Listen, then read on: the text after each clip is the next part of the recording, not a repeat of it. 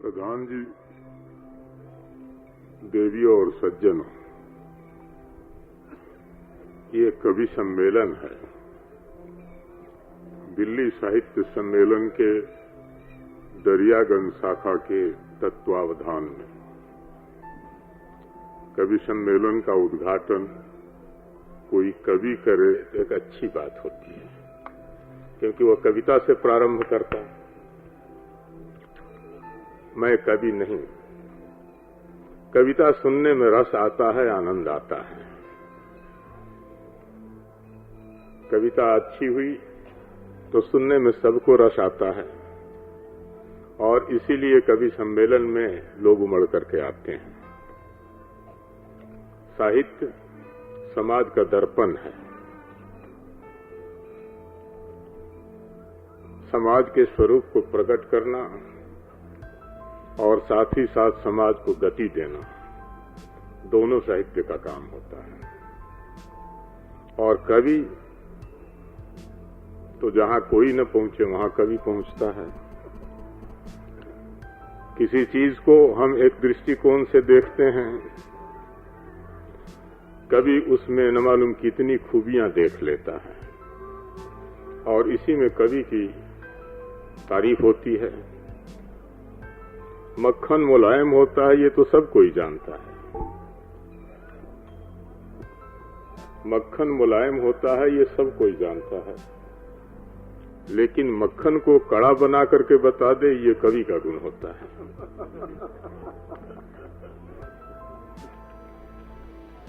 नायिका छिप छिप करके तम के पर्दे में आती है, ये तो सब कोई जानता है। प्रभा के प्रकाश पुंज में ला दे और उसको कोई नहीं देखे, ये कवि की खूबी होती है।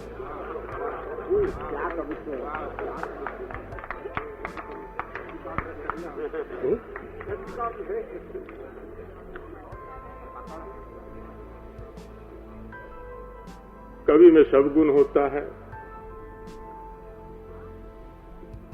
तलवार की भयंकरता तो सबको ही समझता है। तलवार से आलिंगन करा दे और रेत न लगे, इसमें कवि की खूबी होती है। और वीर रस कहना हो तो शब्दों की कड़कड़ाहट लाए बिना भी कह देता है इतनी बात। अभी भूषण का जिक्र आया तो याद आ गया। नगन जड़ाती थी वे नगन जड़ाती हैं, और बिजन डुलाती थी वे बिजन डुलाती हैं। इसमें कोई शब्दों की कड़कड़ाहट नहीं है, कोई झनकार नहीं है,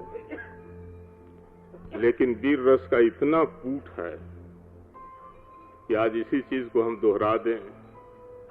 चीनी महिलाओं के बारे में ये कह दें कि 3 बेर खाती थी वे 20 बेर खाती हैं, तो हमारे सिपाहियों के लिए, जवानों के लिए कितना ये उत्साह बढ़ाने वाली चीज होता है। मैंने यही कहा कि कवि की प्रतिभा कुछ विलक्षण होती है, और जिन चीजों को हम स्वाभाविक तरीके से देखते हैं, उसी में वो कुछ इस तरह की खूबी भर देते हैं। तो ये कवि सम्मेलन है। आज देश के ऊपर संकट है। कवि की सूझ, कवि की बूझ विलक्षण होती है। उनके एक एक वाणी से क्रांति मच जाती है। श्रृंगार रस में भी वीर रस भर देना, याद पड़ जाता है वो बिहारी का, अली कली ही में विधो आगे कौन हवाल। अब इस एक चीज ने न मालूम कितनी जोश भर दी। बात थी श्रृंगार रस की, लेकिन उसमें विराग और वीर दोनों का प्रादुर्भाव हुआ। वही मैं कह रहा हूं कि सीधी चोट न लगा करके कुछ घुमा फिरा करके चोट लगाना ज्यादा चोट कर बैठता है, और कवि में ये गुण होता है। तो ये तो आपका प्रेम था, आपने मुझे बुला लिया, थोड़ी देर बैठूंगा, मनोरंजन तो जरूर ही होगा, कुछ शौक भी मिल जाता है। तो मैं ये कह रहा था कि आज देश के ऊपर संकट है, और जब संकट आया तो बहुत कवियों ने अपनी शैली बदली, बहुतों ने अपनी वाणी बदली, बहुतों ने अपना रूप बदला, बहुतों ने अपना कायाकल्प किया। जो श्रृंगार रस लिखते थे वो वीर रस लिखने लगे। मैं ये कहने जा रहा था कि श्रृंगार ही में वीर शामिल किया जा सकता था, कायाकल्प की बहुत ज्यादा जरूरत नहीं है। लेकिन जो हमेशा स्नो पाउडर और क्रीम की बात सोचता रहे, उसको अगर छुरी कटारी की बात सोचना पड़े तो न वो छुरी कटारी रह जाती है, न क्रीम पाउडर रह जाता है, तो इस दोनों का खिचड़ी बन जाता है। लेकिन खिचड़ी कोई बड़ी बुरी चीज तो होती नहीं, खिचड़ी कोई बुरी चीज नहीं होती है। कहीं मन फेर करने के लिए पूड़ी और हलवे के बाद खिचड़ी भी लजीज चीज साबित होती है। तो बहुतों का वीर रस अच्छा भी रहा, लेकिन बहुत लोग समझते हैं कि कुछ शब्दों का जाल बना देने से वीर रस भी हो जाता है। खैर, मैं कोई आलोचना के ख्याल से तो कह नहीं रहा हूं, लेकिन एक अच्छा परिवर्तन आया है, स्वाभाविक था। हमारा देश एक हुआ, चीनियों के आक्रमण का एक बहुत बड़ा लाभ इतना तो हुआ कि हम भाषा के भेद को, प्रांत के भेद को, भोजन और लिबास के भेद को, वर्ण और वर्ग के भेद को कुछ थोड़े ही समय के लिए हो भूल तो गए।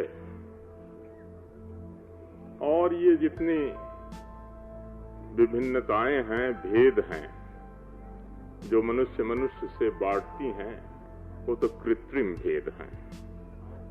अभी स्वागताध्यक्ष जी ने संत साहित्य की चर्चा की, वर्ण और जाति की चर्चा की। हमारे संत कवियों में कबीर के जैसा सीधी चोट करने वाला आज तक कोई पैदा नहीं, घुमा फिरा करके जानना नहीं, कहना नहीं चाहते थे।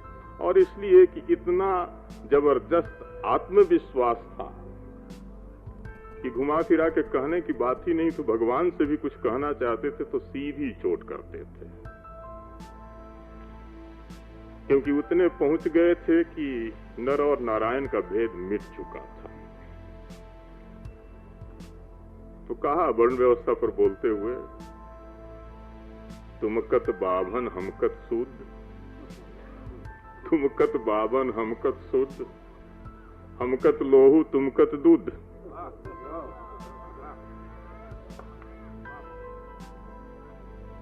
और एक जगह और कह दिया, पूरा नहीं कहूं, तुम दूसरे रास्ते किसे क्यों नहीं आए। तो बहुत सीधी चोट किया है लोगों ने। जितने संत कवि हुए, संत और सूफी दोनों ने बहुत सीधा चोट किया। समाज की विडंबनाओं पर, समाज के उन परंपराओं पर जिन्होंने मनुष्य मनुष्य में विभेद डाला, ईश्वर की सृष्टि के साथ मखौल किया, क्योंकि भगवान ने और प्रकृति ने सृष्टि के जितने योनि का सृजन किया, सबका जातियां और उपजातियों का निर्माण किया। मनुष्य ही एक योनि रही जिसमें जाति और उपजाति का आज तक निर्माण नहीं हुआ। दुनिया भर के वैज्ञानिकों के लिए एक महान पहेली बनी हुई है ये चीज। खास करके बायोलॉजी के विद्वानों के लिए ये एक बहुत बड़ी पहेली है कि जितनी योनियां बनी उनके अंदर जातियां भी बनी, उपजातियां भी बनी, अलग अलग नस्लें भी बन गई। चाहे वो घोड़े का हो या गाय का हो या भैंस का हो, ये पशु जगत की जातियां बनी तो इनकी अलग अलग नस्लें भी बन गई। स्पीसीज और जीनियसेस बनी। लेकिन मनुष्य की योनि में आज तक जाति बनी ही नहीं। न भगवान ने बनाई, न प्रकृति ने बनाया, न विज्ञान ने बनाया, न बायोलॉजी ने बनाई। लेकिन हमारे यहाँ के शोषणकर्ताओं ने इसका निर्माण कर दिया।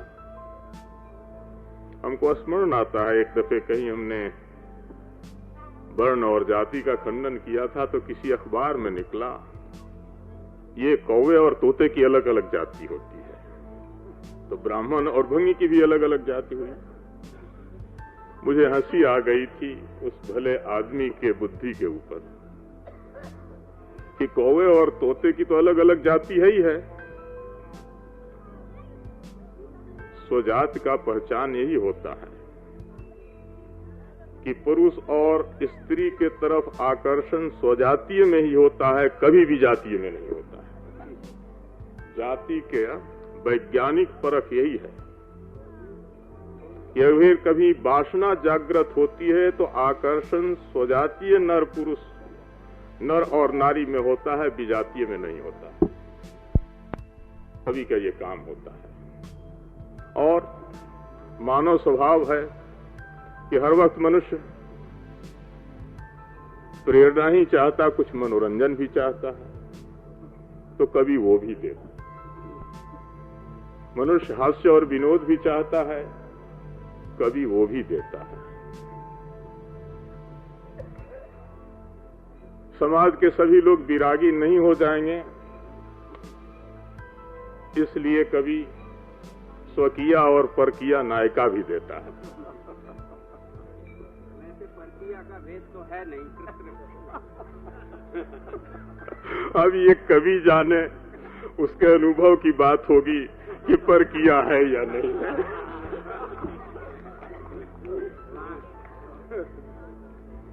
मैं तो कुछ जानता नहीं।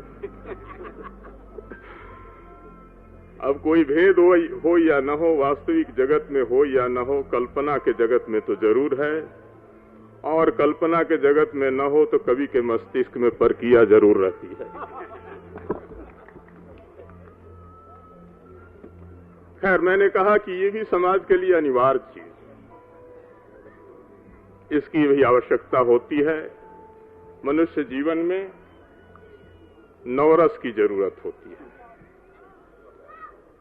खाने में तो 6 रस की जरूरत होती है, वो शारीरिक भोजन के लिए। मानसिक भोजन के लिए तो 9 रस की सृष्टि हुई। तो इसलिए सभी रसों का मुहैया कवि कर दे, समाज का कल्याण ही होता है। खैर, मैंने ये बातें कही, लेकिन असली में आया तो इसलिए था कि सभी रसों का कुछ न कुछ वानगी यहां मिलेगा। जितनी देर रहूंगा कुछ मनोरंजन भी होगा, कुछ उत्साहवर्धन भी होगा, कुछ शिक्षा भी मिलेगी, कुछ प्रेरणा भी मिलेगी। तो मैं ज्यादा आपका वक्त लेना नहीं चाहता। मैं चाहता हूं कि ये जो हिंदी के प्रति इस इलाके के लोगों को प्रेम है, हिंदी अपने गौरवमय स्थान पर पहुंचे, हम उसको अधिक समृद्धिशाली बना सकें, शक्तिशाली होने का परख ये होता है